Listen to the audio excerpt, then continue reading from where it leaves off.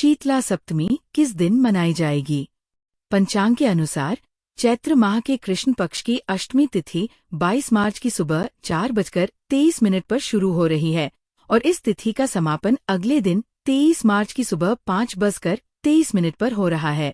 ऐसे में उद्या तिथि तो ध्यान में रखते हुए 22 मार्च शनिवार के दिन शीतला अष्टमी का व्रत रखा जाएगा।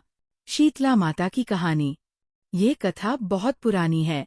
एक बार शीतला माता ने सोचा कि चलो आज देखूं कि धरती पर मेरी पूजा कौन करता है, कौन मुझे मानता है। यही सोचकर शीतला माता धरती पर राजस्थान के डुंगरी गांव में आई और देखा कि इस गांव में मेरा मंदिर भी नहीं है, न मेरी पूजा है। माता शीतला गांव की गलियों में घूम रही थी।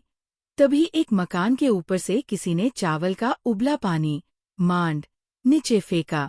वह उबलता पानी शीतला माता के ऊपर गिरा, जिससे शीतला माता के शरीर में छाले पड़ गए। शीतला माता के पूरे शरीर में जलन होने लगी। शीतला माता गांव में इधर उधर भाग भाग के चिल्लाने लगी, अरे मैं जल गई, मेरा शरीर तप रहा है, जल रहा है, कोई मेरी मदद करो। लेकिन उस गांव में किसी ने शीतला माता की मदद नहीं करी। वही अपने घर के बाहर एक कुम्हारन महिला बैठी थी। उस कुम्हारन ने देखा कि अरे ये बूढ़ी माई तो बहुत जल गई है, इसके पूरे शरीर में तपन है, इसके पूरे शरीर में छाले पड़ गए हैं, ये तपन सहन नहीं कर पा रही है। तब उस कुम्हारन ने कहा है, माँ तू यहाँ आकर बैठ जा, मैं तेरे शरीर के ऊपर ठंडा पानी डालती हूँ।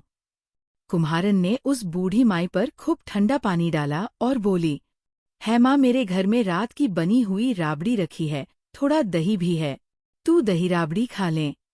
जब बूढ़ी माई ने ठंडी ज्वार के आटे की राबड़ी और दही खाया तो उसके शरीर को ठंडक मिली। तब उस कुम्हारन ने कहा, आमा बैठ जा, तेरे सिर के बाल बिखरे हैं, ला मैं तेरी चोटी गूंथ देती हूँ। और कुम्हारन माई की चोटी गूंथने हेतु कंघी बालों में करती रही।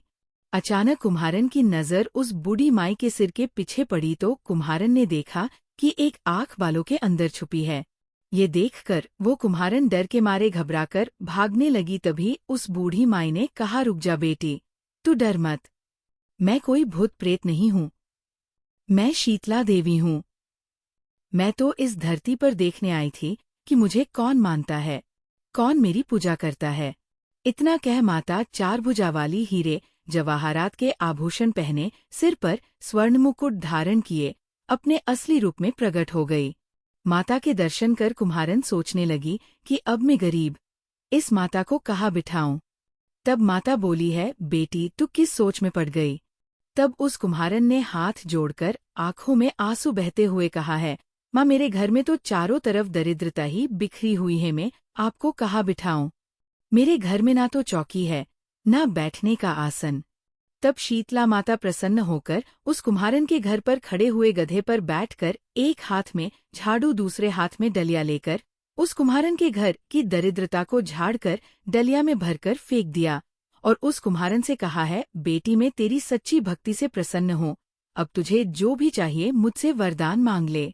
तब कुम्हारन ने हाथ जोड़कर कहा है, माता मेरी इच्छा है, अब आप इसी डुंगरी गांव में स्थापित होकर यही रहो और जिस प्रकार आपने मेरे घर की दरिद्रता को अपनी झाड़ से साफ कर दूर किया, ऐसे ही आपको जो भी होली के बाद की सप्तमी को भक्ति भाव से पूजा करें। आपको ठंडा जल, दही व बासी ठंडा भोजन चढ़ाए, उसके घर की दरिद्रता को साफ करना और आपकी पूजा करने वाली नारी जाति का अखंड सुहाग रखना, उसकी गोद हमेशा भरी रखना। साथ ही जो पुरुष शीतला सप्तमी को नाई के यहाँ बाल ना कवटाए, धोबी को कपड़े धुलने ना दे और पुरुष भी आप पर ठंडा जल चढ़ाकर, नारियल फूल चढ़ाकर परिवार सहित ठंडा बासी भोजन करे, उसके काम धंधे व्यापार में कभी दरिद्रता न आए। तब माता बोली, तथास्तु है बेटी, जो तूने वरदान मांगे मैं सब तुझे देती हूँ। है बेटी, तुझे आशीर्वाद देती हूँ कि मेरी पूजा का मुख्य अधिकार इस धरती पर सिर्फ कुम्हार जाति का ही होगा। तभी उसी दिन से डुंगरी गांव में शीतला माता स्थापित हो गई और उस गांव का नाम हो गया शील की डुंगरी। शील की डुंगरी में शीतला माता का मुख्य मंदिर है। शीतला सप्तमी पर्व पर बहुत विशाल मेला भरता है। इस कथा को पढ़ने से घर की दरिद्रता का नाश होने के साथ सभी मनोकामना पूरी होती है।